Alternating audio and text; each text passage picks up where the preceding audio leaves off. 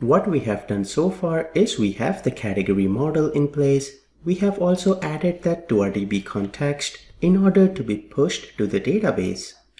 But how will we push this to our database? In order to push that to database, we need to understand what EF Core does for model mappings. So let me switch to a presentation here. Here what you see, first thing is we have models or classes. An example is the category model that we have in our project right now.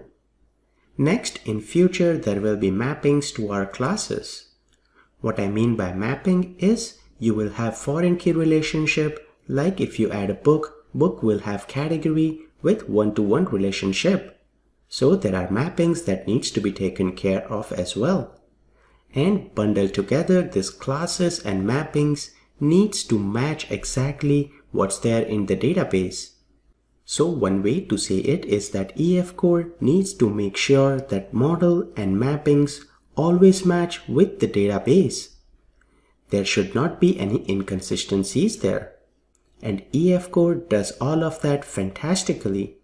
Right now, as you can think of, we have the category model, but we do not have any database. In connection string, we have mentioned the database name as well. Let's see how we can push the database and create the table for category. For that, let me switch to the second presentation here. So as we know that database needs to be kept in sync with the model and the mappings. The migration features enables you to make changes to your models and then propagate those changes to your database schema. So as of right now, what we have in our model classes is not reflected in our database schema. So in order to do that, there are 3 steps that you have to do with migrations. First step we have already done, which says change or create a model. We have created a category model in this case, and we want to push that to the database. Then the next step you see is we need to add migration.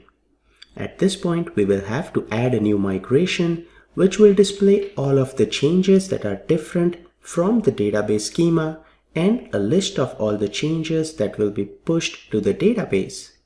After you add the migration, then you have to apply that migration on the database.